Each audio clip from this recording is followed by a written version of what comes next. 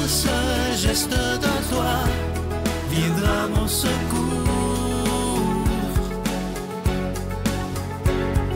Viens semer dans mon âme le grain de l'amour. Je traverse un désert et je meurs de soif. Montre-moi le mystère qui garde la foi. Bonjour, bienvenue à votre émission La Victoire de l'amour en ce mercredi 8 mai 2024. Comment ça va chez vous? Êtes-vous prêts pour cette nouvelle chronique sur l'amour? Comme je vous disais la semaine dernière, on se parle d'amour concrètement, techniquement, comment on fait. Donc, la semaine dernière, on parlait de l'amour envers soi-même. Je vous donnais le conseil de prendre le temps le plus souvent possible, au moins en tout cas chaque jour, pour se laisser aimer, prendre conscience que nous sommes aimés parce que c'est à l'amour qu'on a pour soi-même ensuite qu'on va être capable d'aimer les autres. Aujourd'hui, on se parle d'amour filial. Dans le mot filial, il y a le mot fils. L'amour filial, c'est l'amour par les liens du sang. Donc, l'amour qui nous lie à nos parents, l'amour qui nous lie à nos enfants et à toute la famille élargie aussi. Donc, quand il y a un lien de sang, souvent on aime, mais on est un peu obligé. C'est nos intimes, c'est nos proches. Il y a moyen quand même de cheminer dans plus d'amour pour nos proches. Ça va être la fête des mères, là, dimanche qui vient. Donc, je pense que c'est le bon moment pour s'en parler. Techniquement, souvent, on a des attentes envers nos proches, mais aussi envers tout le monde, là, même envers soi-même. Et les attentes, malheureusement, ça crée des déceptions. Mieux vaut essayer de ne pas avoir d'attentes pour prendre la vie telle qu'elle se présente, prendre les réactions des gens telles qu'elles sont, prendre les personnes là où elles sont dans leur cheminement, dans leur manière de réagir, dans leur manière de s'exprimer, etc. Donc, évitons d'avoir des attentes. Et ça allège les relations. C'est-à-dire, je vais te dire ça, ça va On ne peut pas supposer que l'autre va réagir de telle manière ou de telle manière. On ne peut pas supposer non plus de l'intention de l'autre. Il a sûrement dit ça pour me faire... On ne peut pas ni avoir d'attente pour les réactions futures, ni supposer que les réactions passées étaient malveillantes. Ça ne sert à rien, ce n'est pas utile. Je vous dis ça parce que dans nos relations filiales, avec nos parents, avec nos enfants, comme c'est les relations les plus intimes, les plus proches, c'est souvent par ces relations-là qu'on est le plus travaillé. On a été blessé parce que notre parent nous a dit, on a orienté toute notre vie par rapport à ce qu'un parent nous a dit et on est déçu.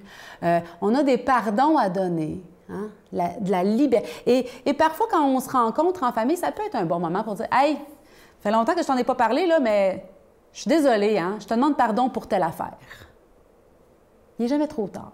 C'est toujours une bonne idée. Même avec nos enfants aussi. Ça demande de l'humilité un peu pour demander pardon à notre enfant, mais c'est très, très, très constructif. Et ça permet à notre enfant, peu importe son âge, d'apprendre lui aussi le pardon et l'humilité. Donc oui, évitez d'avoir des attentes. Évitez aussi les suppositions. Et évitez de se prendre pour acquis aussi. « c'est mon père, c'est ma mère, c'est mon enfant, de toute façon. » On est libre. Évitons de se prendre pour acquis. Usons de délicatesse, de bienveillance. On peut essayer de changer de ton, d'éviter de lever le ton parce que c'est toujours comme ça qu'on a fait. On peut cheminer vers plus de douceur, mettre des gants blancs même quand ce n'est pas si nécessaire. Pourquoi pas plus d'amour, techniquement, avec nos proches. Notre Père qui es aux cieux, que ton nom soit sanctifié, que ton règne vienne, que ta volonté soit faite sur la terre comme au ciel. Donne-nous aujourd'hui notre pain de ce jour. Pardonne-nous nos offenses, comme nous pardonnons aussi à ceux qui nous ont offensés. Et ne nous laisse pas entrer en tentation, mais délivre-nous du mal, car c'est à toi qu'appartiennent le règne, la puissance et la gloire pour les siècles des siècles. Amen. La Victoire de l'amour vous invite à sa dernière retraite avant 2026, les 11, 12 et 13 octobre 2024, sous le thème « Dieu nous donne rendez-vous ». En compagnie du Père Gauthier, Christine Michaud, William Baudouin, Miguel, Sylvain, Claire Jacques, Martin Larocque et Julie Massicotte, pour un spectacle hommage à Ginette Renaud, à l'hôtel et suite Le Dauphin à Drummondville. Réservé au 514-523-4433 ou sans frais au 1-888-811-92-91. Voir le beau, apprécier le bon et faire le bien.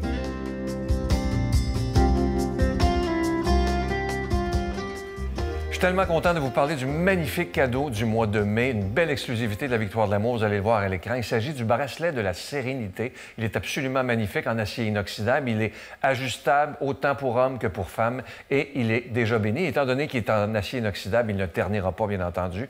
Et ça se donne tellement bien en cadeau.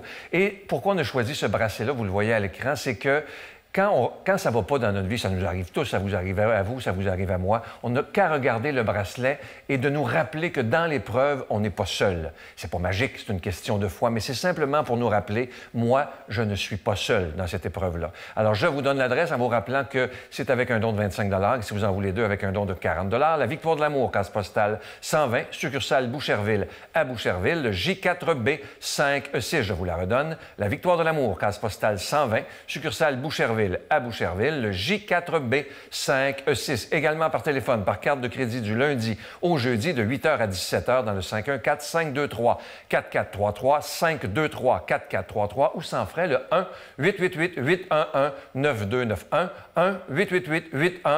1-888-811-9291 et aussi sur notre site Internet, vous savez que c'est une manière très rapide, sécuritaire et efficace de faire votre don, le www.lavictoiredelamour.org. Je vous rappelle ce magnifique bracelet de la sérénité. Il est en acier inoxydable, il est déjà béni et il est ajustable.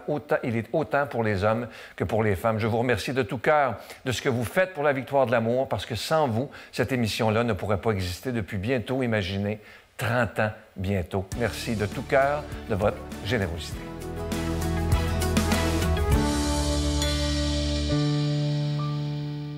Mon Dieu, donnez-moi la sérénité d'accepter les choses que je ne peux changer, le courage de changer les choses que je peux et la sagesse d'en connaître la différence. Amen.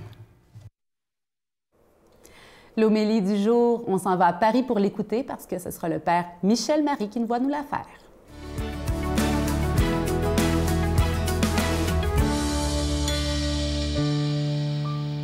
Joie de vous retrouver, chers amis du Québec et d'ailleurs. Évangile de Jésus-Christ selon saint Jean. En ce temps-là, Jésus disait à ses disciples, « J'ai encore beaucoup de choses à vous dire, mais pour l'instant, vous ne pouvez pas les porter. Quand il viendra, lui, l'Esprit de vérité, il vous conduira dans la vérité tout entière. En effet, ce qu'il dira ne viendra pas de lui-même, mais ce qu'il aura entendu, il le dira. Et ce qui va venir, il vous le fera connaître. Lui me glorifiera, car il recevra ce qui vient de moi pour vous le faire connaître. Tout ce que possède le Père est à moi. Voilà pourquoi je vous ai dit, l'Esprit reçoit ce qui vient de moi pour vous le faire connaître. » Mes frères bien-aimés, aujourd'hui, grâce à ce texte d'Évangile, nous découvrons que le Christ ne nous a pas tout dit. Et pourtant, nous ne manquons ni de paraboles, ni de discours, ni d'enseignements pour mettre en œuvre notre vie dans sa belle lumière. Cependant, sa pensée n'achève pas sa course à la dernière page de l'Évangile. « J'ai encore beaucoup de choses à vous dire, dit-il à ses apôtres, et à nous tous. Et ce sera l'Esprit Saint qui vous les révélera. Tout n'est donc pas écrit. Dieu continue de s'exprimer au cours du temps à travers son Esprit Saint qui de plusieurs manières nous enseigne, nous éclaire, nous conduit, car nous avons bien sûr nos vies à construire dans des contextes très particuliers. Et chaque vie étant différente, Dieu s'adapte à chacun et pour chacun, eh bien, il va baliser la route. Qu'il me soit permis de rappeler que Dieu existe en lui-même. Imaginons, c'est impossible, que demain il décide de détruire le monde. Eh bien, il ne resterait que lui. Mais je vous rassure, je vous le redis, ce n'est pas son intention. Rappelez-vous qu'après le déluge, il a promis de ne plus jamais détruire la terre. Quant à Jésus, son Fils bien-aimé que nous aimons tant, il nous a suffisamment montré, et cela jusqu'à la croix, à quel point il tient à nous, même si nous le décevons. Lentement, malgré les apparences qui sont, comme nous le savons, souvent trompeuses, Dieu prépare l'humanité sur le temps à le rejoindre, et chacun de nos cœurs est aussi travaillé par son amour. Même le cœur, et là je vous demande de me croire, même le cœur de celui qui affirme ne croire en rien, si ce n'est dans le néant, Dieu le poursuit de tout son amour. Un jour ou l'autre, par des chemins que nous ignorons, l'Esprit de Dieu viendra bouleverser cette âme et l'ouvrir à l'amour infini. Si Dieu existe dans son être propre, il se rend aussi présent dans l'être humain. Alors ça c'est merveilleux, par son esprit qui est lui-même. C'est un mode de présence très particulier, mais vraiment réel. Je ne suis pas Dieu, vous n'êtes pas Dieu, mais Dieu habite en nous.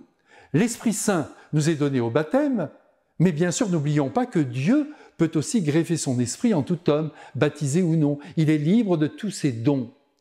Nous sommes donc habités par l'Esprit Saint, par l'Esprit de Dieu. Et si nous en sommes conscients, nous pouvons vivre un véritable lien d'amour et de lumière avec lui.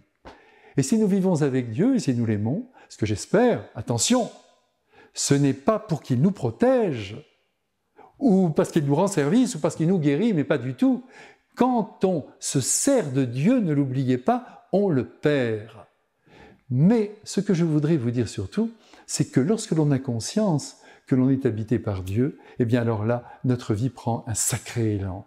Nous ne sommes plus seuls à gouverner notre existence, et en priant, c'est-à-dire en nous intériorisant, en interrogeant le Seigneur à l'heure où nous avons des choix, des décisions à prendre, l'Esprit Saint, qui est en nous, de sa lumière, nous éclaire.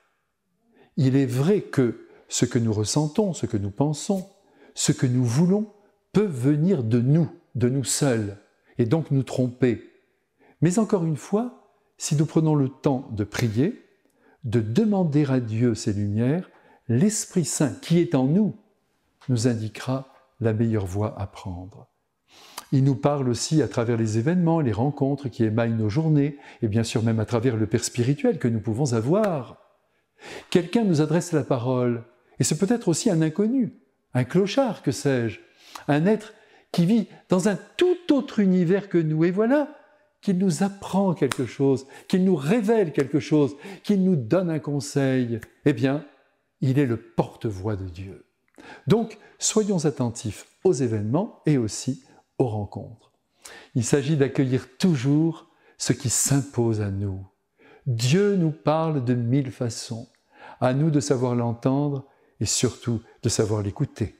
Cette présence de Dieu en nous est vraiment une merveille que nous n'exploitons pas assez. Appelons l'Esprit Saint qui doit devenir notre grand ami intérieur, la boussole de notre cœur. Il me reste avec l'Esprit Saint à vous embrasser et à vous bénir. C'est le baiser de Dieu. Amen. Je vous salue Marie, pleine de grâce. Le Seigneur est avec vous. Vous êtes bénie entre toutes les femmes, et Jésus, le fruit de vos entrailles, est béni. Sainte Marie, Mère de Dieu, priez pour nous pécheurs, maintenant et à l'heure de notre mort. Amen.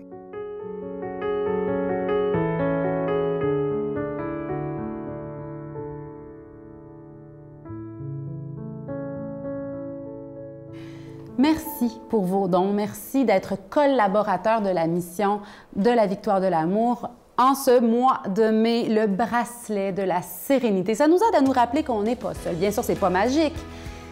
En le regardant, en le portant, c'est simplement que ça nous rappelle que Dieu est là, qu'on n'est pas seul, qu'on est aimé, qu'on est important. C'est déjà béni.